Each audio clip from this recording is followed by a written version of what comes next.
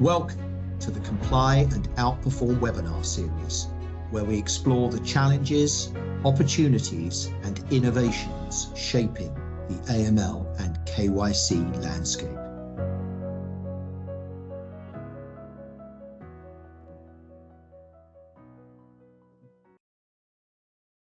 Well, good afternoon and welcome to another KYC 360 webinar. Thank you very much for sparing the time to be with us this afternoon. I'm very excited to welcome our guest, Nick Lewis, to the webinar today. Nick is the Managing Director of the High Risk Client Unit at Standard Chartered Bank.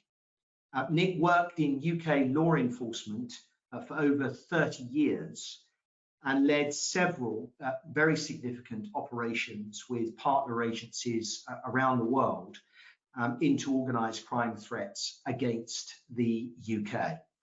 In 2008, Nick was posted to the British Embassy in Washington, DC, and there, as well as leading the UK's strategic engagement on organised crime with the US government, he led an extensive team of embedded UK liaison officers across the US and the Caribbean region, tackling organised crime groups operating at a global level.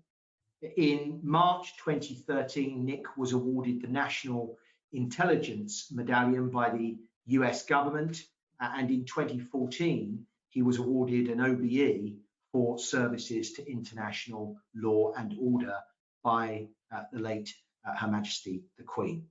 Nick joined Standard Chartered in 2016. He's a Senior Associate Fellow of RUSI, Royal United Services Institute, a brilliant organisation in Whitehall, a member also of the UK Finance, Information and Intelligence Committee, and he represents industry on a number of UK economic crime reform programmes, and is also a board member and vice chair of the Global Initiative Against Transnational Organised Crime. Nick, really delighted to welcome you to the podcast. I know how busy you are and how limited your time is indeed, including today. So thank you very much. I also want to welcome my colleague and co-founder of KYC 360, Tom Devlin, who is going to lead the conversation with Nick and I. But I'm going to kick off, if I may, Nick, by asking you this controversial question, but it's, I think, a good place for us to start, given your background and your current role, particularly in engendering public-private partnerships in combating economic crime. And the question's this: why, despite all of our collective efforts, public and the private sector, does the threat from economic crime continue to grow? And I ask that question because, you know, if the purpose of the first economic crime plan was to reduce crime, to cut crime, and indeed that's a stated objective of the second plan as well, why is it that the threat's growing? And are we failing? What are we, if anything, doing wrong? What could we do better? What's your view on this, Nick? Well, thank you. That's a cracker of an opening question. Stephen, thank you for the invitation to join and to discuss these topics with you today. It's a great opportunity.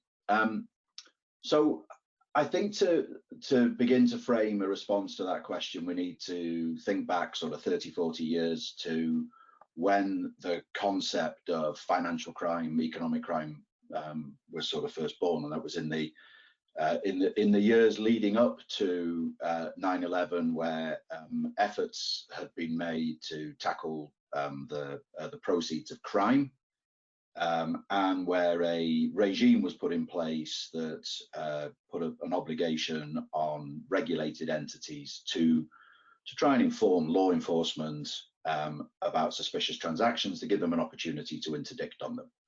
That's a regime that sort of, as I say, 40 odd years old, that was designed at a time when economic crime was slow moving. So no matter how dynamic the criminals thought they were, it still genuinely took 4 days to move money from one financial institution to another.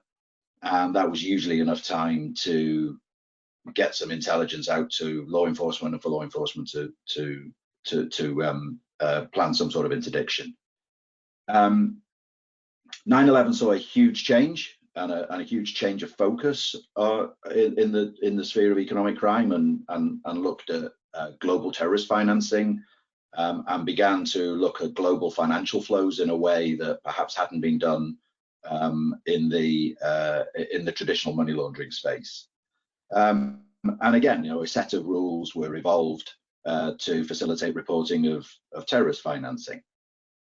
Things continue to evolve with proliferation financing, sanctions regimes, and so the world of economic crime changes constantly. That core response that the regulated sector still has not kept pace with the pace at which the economic crime environment has changed, nor the pace with which criminals exploit the private sector, the financial sector in particular, in order to move their dirty money around. So we have a huge imbalance in the nature of the risk and the threat and the response to it. So I'm not sure it's quite as simple as saying, why does the threat continue to grow? The threat certainly continues to evolve and change, but many of those early threats that we had to tackle 30, 40 years ago have gone away. There's almost no check fraud, for example, now. There's almost no financial transaction that actually takes 4 days to move from A to B, even if your bank tells you it does. Most global transactions can happen within the space of less than 1 second. Yeah. So look, it's the old adage, right, Nick, that the criminals are driving Ferraris and law enforcement is cycling push bikes. But why is it that we have that imbalance, right? Is it an inequality of arms around resourcing? Are we failing because we still are not adequately resourcing regulation, law enforcement? Is that part of the mix? So it's all of the above. The main core reason that we're hampered, and this applies equally to law enforcement and to private sector entities, is that we don't have a global legal environment that allows us to move across borders, move information and intelligence and data across borders in the way that criminals move across borders and move their assets across borders. So they're not hampered by borders, and we are at every single turn. So even within a large global institution like the one I work for, we can't freely move our client data around amongst the bank, even in order to understand the risk that a client or a set of clients present. So there's a whole bunch of challenges there. And then of course, there are then a different set of challenges for law enforcement and for private sector actors. Yeah, interesting. And in fact, that lack of uniformity, even amongst standards between jurisdictions, creates arbitrage opportunities that can be easily exploited by economic criminals. So, in fact, it's like a double whammy, right? Yeah, it is. And no matter how many jurisdictions say we're going to do the right thing, we're going to pass some laws that enable this to happen in our jurisdiction, if you want something to happen in 2 jurisdictions simultaneously, they've both got to have a law that permits it. And when it's as simple as, I've got some information about a bad guy in one of the countries in which we operate and we provide services, and we can see that he's doing something in another country and we want to tell that other country, it's not as simple as that. There are a bunch of restrictions. And then of course, in the world of high risk financial crime and global complex investigations, where we have a bunch of reporting obligations into national authorities, we still don't have the ability to go to one single place anywhere and tell a global story.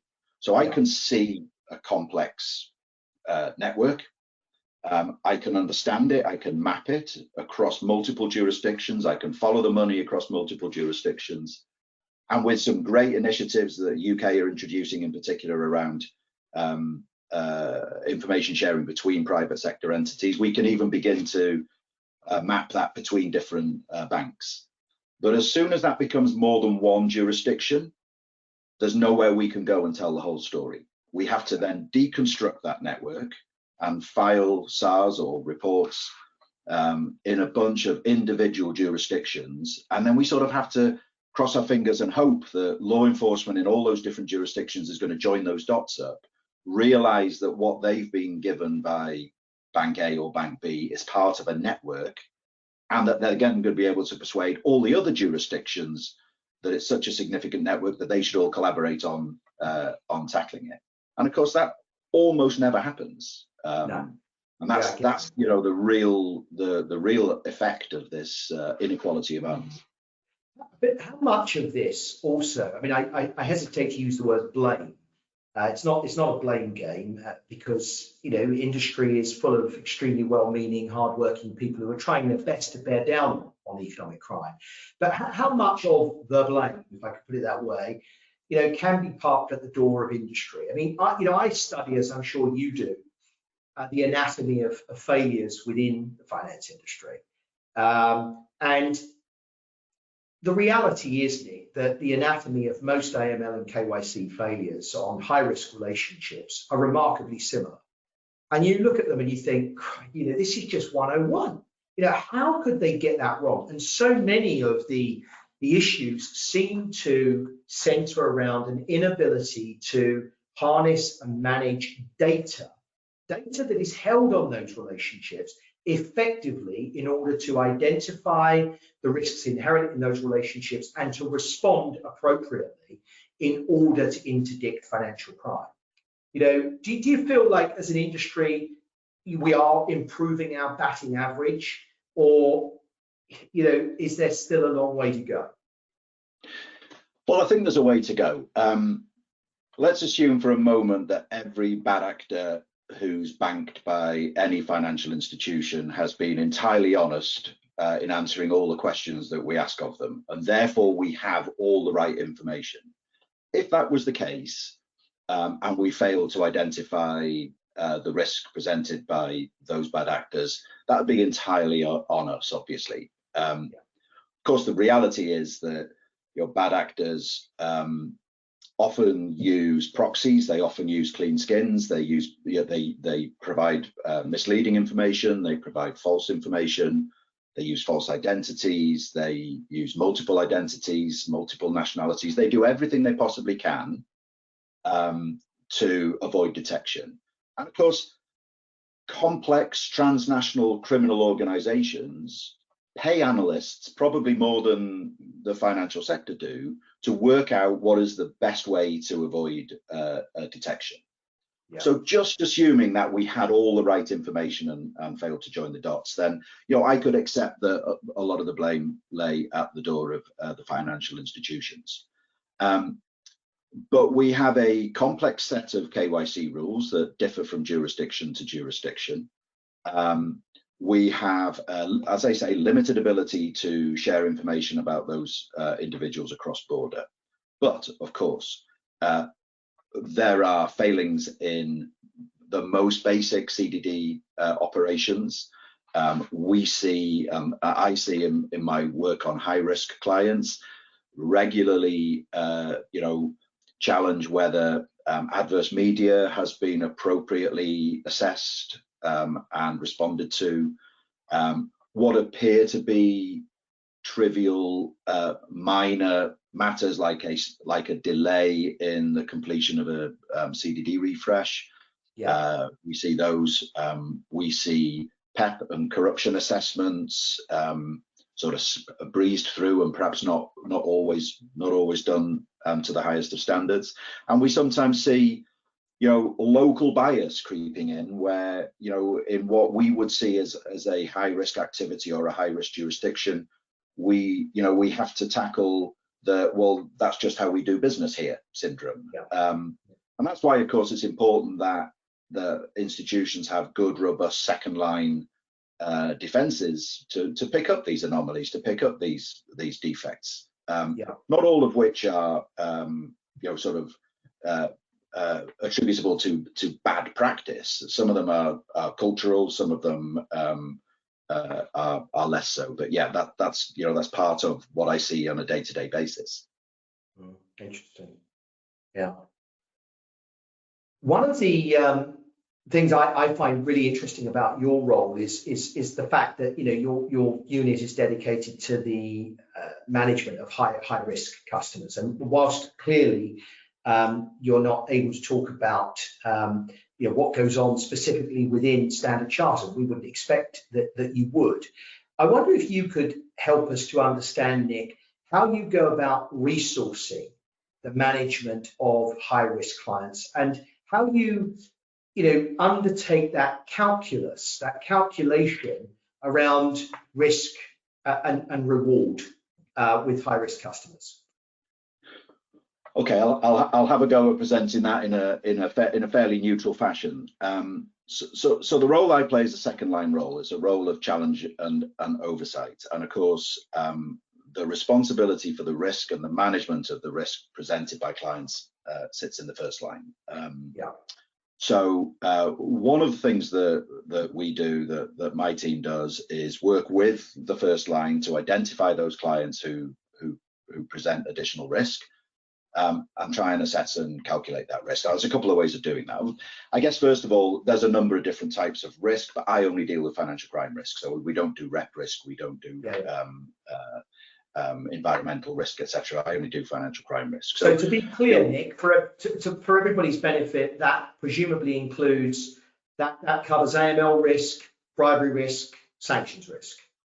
Bribery, ABC, AML, sanctions, proliferation financing, terrorist financing, and fraud. So yes. Oh, you cover fraud too. Yeah. Okay. We have, as all banks have, a client risk rating framework, which takes into account a number of factors and rates your client on a scale. Different institutions have different scales. Let's say, for argument's sake, the scale is 1 to 5, with 5 being the highest risk. So a bunch of factors will be taken into account, like geography, business line, nationality. All of those factors will be taken into account, and you come up with a risk rating. For each risk rating, there are different elements of control. So you might have standard due diligence at the lower end of the scale, enhanced due diligence at the other end of the scale. Then we have various regulatory issues which we have to do for different categories of clients. So PEPs will always be enhanced due diligence, unless they're UK PEPs, in which case they have a lower standard of enhanced due diligence, which is probably a topic for a whole other webinar.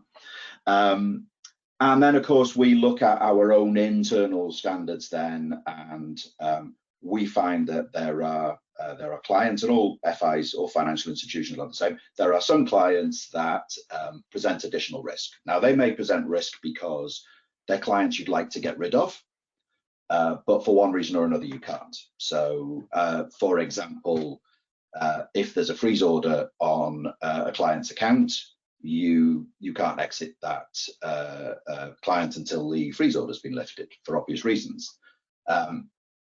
We may have franchise risk, so we may find that to exit a particular client or category of clients in a country would be potentially damaging to the economy of that country, and they may turn around and say, we don't want you to exit the oil and gas industry or the coal industry. And then, of course, there are clients who we can't get rid of because we've got some sort of product tie-in with them. They've got a mortgage for the next 40 years or a loan line of credit, and they need to repay that.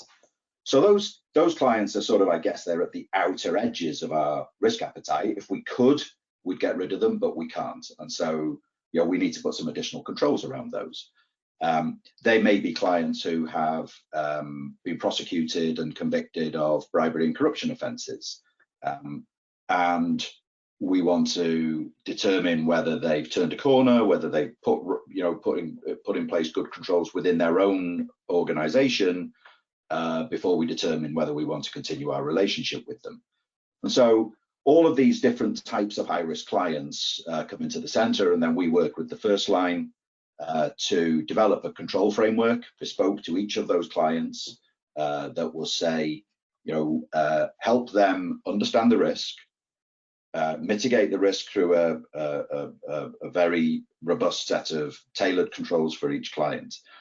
But most importantly, if we decide to retain that client, that we are doing so in a way that gives the business confidence that the risks are identified and under control, and they can continue to build their relationship with that client.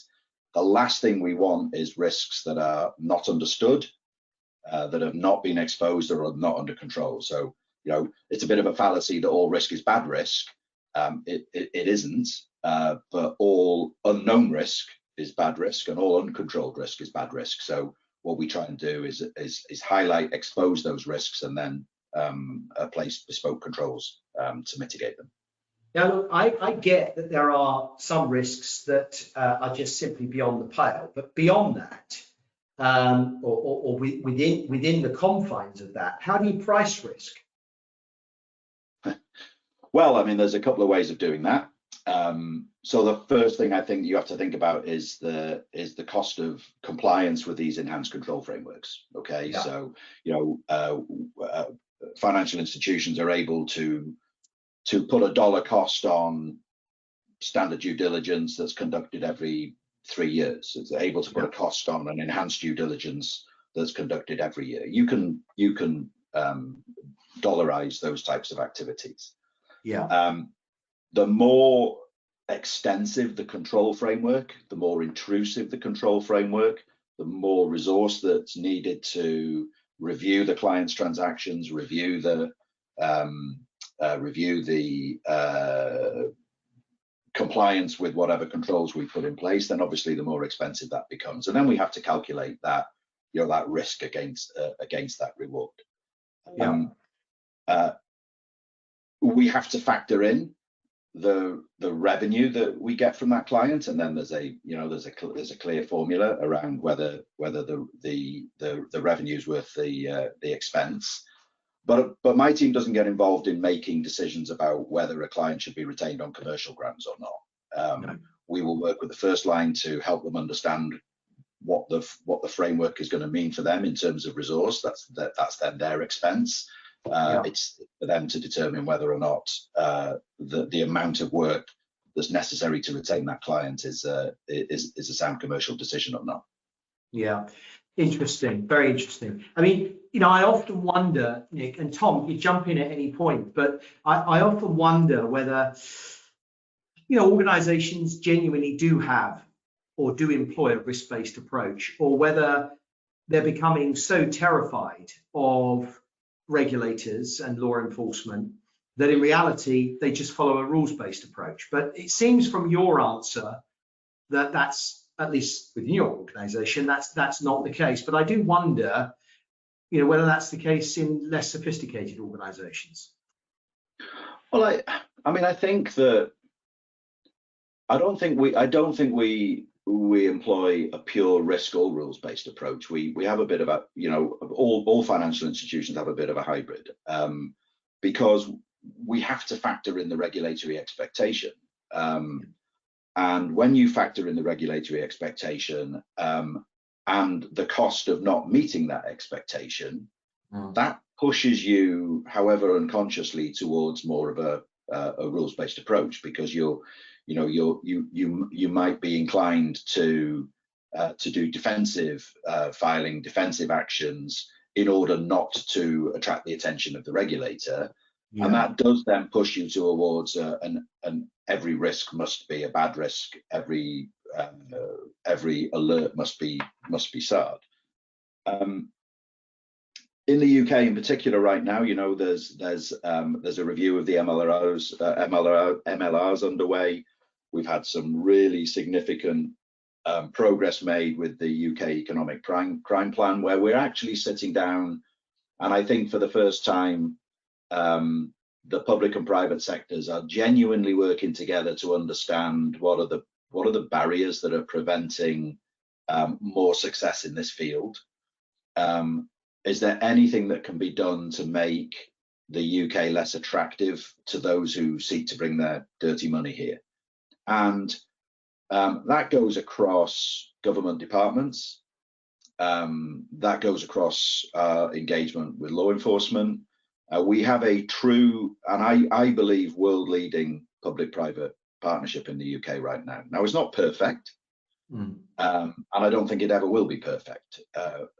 Public and private sectors move at different paces. They have different priorities. They have different masters to serve. But nevertheless, we sit down as an industry and a government every single week and talk about some element of economic crime in some environment. And almost always that conversation is, what can we do together to tackle the problem and reduce the impact of economic crime? It's encouraging. It's encouraging. Tom, jump in. Can you hear me, Tom? Yeah, I can hear you. Hi, Nick. Very, very interesting conversation so far, and a few things that struck me from it. The first was you made the very good point that we live in a world which economically is fairly integrated, but in terms of law enforcement and also politics is balkanized. When it comes to data sharing between FIUs, you've got the Egmont Group and its sort of ideals. Are we even remotely close to agreeing something closer, do you think, to a global FIU or a regional FIU to solve your problem of, we've got a client who operates across borders and we can't tell the full story to anyone, and there isn't really a kind of lead FIU necessarily that is taking on this case, so that the intelligence picture is more joined up? Because I'm sure you would recognize from your earlier life, and I'm familiar with this from some of the work that we've done, that data sharing between national law enforcement bodies can work well, but can also be pretty cumbersome, slow, and painful if it happens at all. Yeah, and look, like with everything, Tom, it's a mixed reply. There's a bit of yes and a bit of no in it. So in Europe, there is huge progress being made to sharing information between European FIUs. They have a fantastic model. It's pretty open sharing, and what goes into one FIU in Europe is available to all, and that's a really good example. But that's because of the unique nature of the EU. Pretty much everywhere else, with some pockets of ambition. There are very few, even bilateral, proper bilateral sharing initiatives. Egmont is a difficult nut to crack, because obviously Egmont represents every FIU in the world, but it doesn't have its remit is not to share intelligence between FIUs. It's not a single global FIU. The way that Egmont works is any FIU can ask Egmont to ask any other FIU whether they've got any information on a particular subject, and then the Egmont methodology will ask those FIUs. Each of those FIUs then makes a conscious decision whether to respond to that question or not.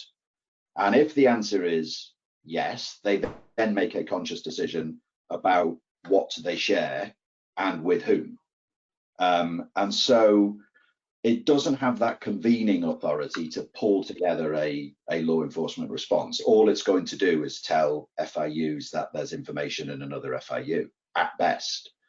Not all FIUs are embedded or part of a law enforcement agency. Some of them are purely administrative, sort of civil service departments that don't have any convening authority for law enforcement. They only have referral powers, so they can only tell law enforcement that there's a problem.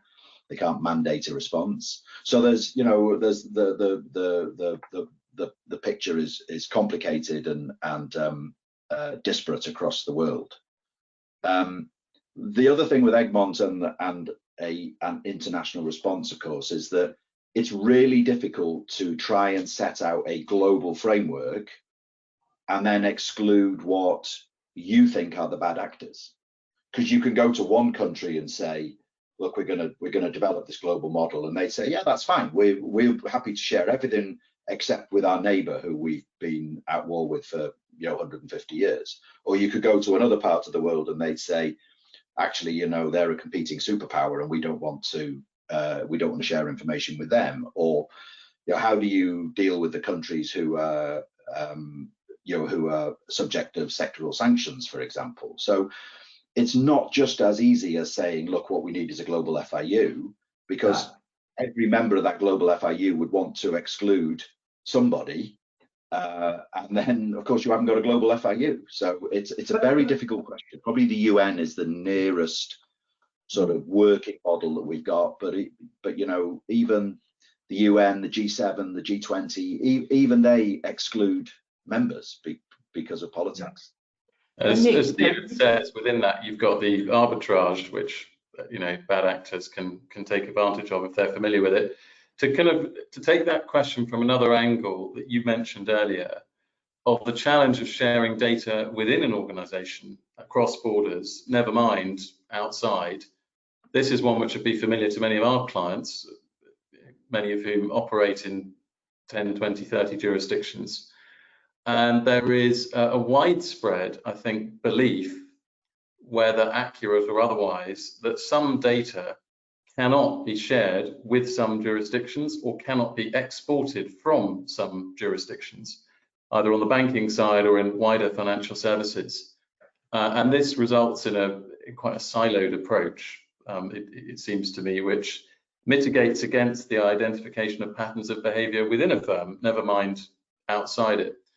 I'm interested if you recognize that, and whether in your current or previous organizations you've worked for, there have been effective strategies to tackle those barriers which, left unchecked, erect themselves like so many walls, preventing data from flowing where it should. So, I mean, this is the question of data sovereignty, which is a growing problem. More and more jurisdictions are saying that their data can't leave their shores, their personal data or the data of their citizens can't leave shores. That presents challenges for the financial industry, across a whole range of ordinary, everyday activities, not just in the compliance space, but just in the business as usual space. If you can't share your clients' information, you can't market products to them, you can't offer them services. But data sovereignty in the compliance space is a particular problem because it can come as a result of a piece of primary legislation. It can come as a result of a regulation that is designed to stop information being shared for certain purposes, or it can come as an unintended consequence of something like data protection or data privacy laws, which are just silent on the cross-border element and therefore, open to interpretation.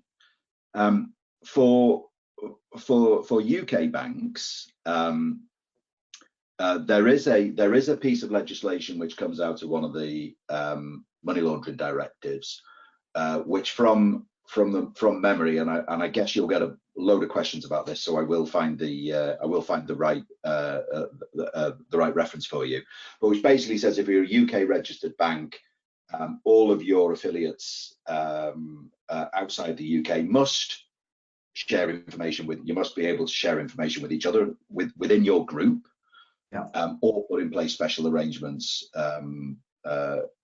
to enable financial crime risk management to take place. Now, we've used that, and as a result of that, we have some financial crime information sharing standards. Other banks will have a different approach to that. I'm really happy to talk about with any of your colleagues, the specifics behind that. It is enshrined in UK legislation, as I say, and that enables us to share most of our information at a group level. But there are a number of jurisdictions who say no, and so we have to put special arrangements in those countries. And ultimately, the legislation says if you can't reach agreements on those special legislations, then the financial institution should consider not doing business in those countries. Yes. And there is an obligation on us to inform the regulators, how we've dealt with that piece of legislation. So most banks will probably be familiar with it, but happy to talk to any of your colleagues about that if it's of interest. I mean, it's a very interesting conversation. I mean, the enemy of effective compliance within an FI, is data silos, right? But what characterizes the public sector is, in fact, data silos, and worse, in some jurisdictions, a real territoriality around data, even as between authorities. Staying with the UK for the moment, Nick, how close are we, do you think, to the development of an effective data strategy, public-private data strategy in the UK? Well, we're closer than we've ever been, is the politician's response. Part of the Economic Crime Plan 2 sets out a really detailed ambition for a public-private data strategy. As part of a wider suite of information sharing provisions and activities, which include, for example, the public sector pulling together all its information and data into one place so that the public sector can do more with its own data. But the public-private data strategy is, it's not about taking all the intelligence, all the information, all the data that we've got in the private sector and giving it to the state. It's absolutely 100% not about that. It's about saying, how do we build an environment in which relevant information can be shared in appropriate circumstances within all the bounds of legality and all the controls and everything that needs to be placed, so that that information can be fused together and used more effectively to tackle economic crime. So of course there's data in the private sector that's going to be of interest to the public sector, but very often in this conversation what's forgotten is that there's information in the public sector which would be really useful to the private sector. And I think just give you one really, really simple example. In our KYC activity, so very basic KYC information, CDD information, it would be really useful to know whether our client is a convicted money launderer. It would be what in law enforcement we used to call a clue. And the only way we can find out that information at the moment is either to ask the client or to pick up on that in open source reporting, media reporting, etc. And yet there is a database owned and run by the government which contains details of every single public conviction that there is no reason why we couldn't legally have access to that information. If I had the resource and I sent a compliance officer to sit in every Crown Court in the country every day and record the details of who was convicted of a relevant offence, we could use that information. It's public information, but the register in which it's held is not accessible to us. So that's a really simple example of how a piece of information in the public sector could be open to the private sector. Now that would really help us in identifying our risk and taking appropriate risk controls. And there are lots of examples around that. There are financial crime reporting orders or reporting orders, a range of different reporting orders. The NCA used to publish those on their website. I don't think they do anymore, but we used to be able to go and actually say this person is the subject of a financial crime reporting order. They're only allowed to have one bank account or whatever the terms of the order. They've got a bank account with another bank. They're not allowed to have one with us. They're not going to come and tell us that they're not allowed to have a second bank account. And clearly when they come and open or try to open a bank account with us, it's going to be for illicit purposes because they know they're only allowed to have one. But if we can't access that information, we can't take the necessary steps to prevent it happening. Then there's the wider application, right, around victims. So, you know, fraud is the single most prevalent crime in the UK at the moment. There is a huge amount of information about victims held in the public sector. There's a huge amount of information about victims held in the private sector, but we're not crunching that information together to identify patterns and vulnerabilities where we can take steps to protect victims. So all of these things are openly discussed. They're openly talked about. They're problems that we are working with the government, with the law enforcement agencies to solve. And I don't think you'll find anywhere else, Stephen, in the world where that level of dialogue and that level of collaboration is taking place on a daily basis. But Rome wasn't built in a day. We have legal barriers, we have legislation that either prevents us doing things or which is silent, which is often worse because we have to decide whether if the legislation doesn't say we can't do it, does that mean we can? Yeah. And then risk appetite creeps into these sort of conversations. Perhaps you should ask for forgiveness, not for permission, Nick. Absolutely, absolutely. And in some domains, that's exactly what we do. You know, we work closely with the regulators, with the data commissioners to test hypotheses about what can be done in this space. And this is what the Economic Crime Plan does. It gives us a framework to be able to say, here's our ambition, you know, what are the steps we need to take to get there? And then, you know, we run pilots, we run information sharing trials with the regulators to see, you know, how easy this stuff is mechanically to do on a day-to-day basis, and obviously to test whether it works. And so at any one time, we've probably got 2 or 3 initiatives on the go involving different agencies, different regulators, different financial institutions. You know, as I say, I don't think you'll find that level of active engagement with the level of passion and enthusiasm that the private sector is showing for this. I think if you were to go back 10 years, you'd find that private sector actors came to the party because they were under some sort of cloud, and you know, they wanted to demonstrate that they were doing more than just complying with the terms of the order. That very, very quickly turned into recognition that this was a good thing to do, that, you know, victims of crime are our clients. What was the pivot point? In the UK, I think the pivot point was the establishment of something called the JMLIT, the Joint Money Laundering Intelligence Task Force, which really tackled the trust deficit between law enforcement agencies and banks. You know, it had been not an adversarial relationship, but it had been a very transactional relationship until then. If law enforcement wanted to know something from a bank, they would serve an order on the bank that would do its very best to disguise what it was that law enforcement actually wanted to know, and they would get exactly what they asked for. You know, now that was and remains dysfunctional if law enforcement tries to do it that way. And what the JMLIT model allowed law enforcement to do was to say, this is the problem we're trying to solve. This is the bad guy we're trying to catch. What information are you able to legally provide us that will assist us to do that? And a realization that actually everybody was on the same side here. We want to, you know, keep the financial system clean. We want to exclude the bad actors from exploiting the financial system, so that the good actors and the good clients can relax and be confident that their money is safe and that their institutions are responsible.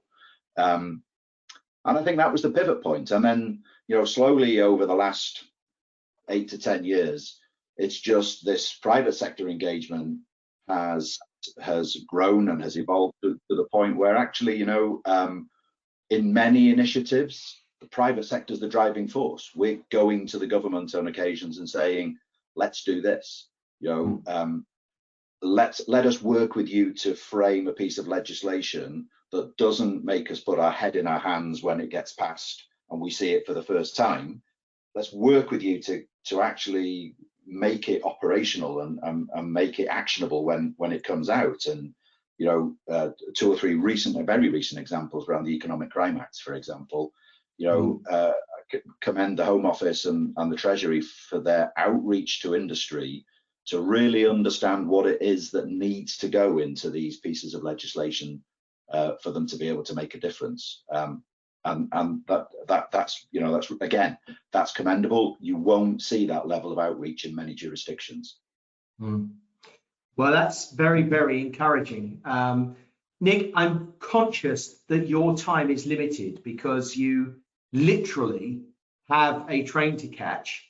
And we did promise that we would let you go at 3:45, and I want to stick to my word there, even though we're a minute over. So much as I don't want to let you go because there's still so much to talk about, perhaps we'll get you back for a discussion too, because there is a lot of ground I'd still like to cover with you. But for today, I just want to say a big thank you for squeezing us into your busy schedule. Thank you. Fascinating conversation. I've enjoyed it very much, and I hope you catch your train. Fantastic. Thank you very much. It's great to see you all. Take care now. Thanks, great. Nick. Thanks, Tom. Bye. Cheers then. Bye-bye. Bye-bye.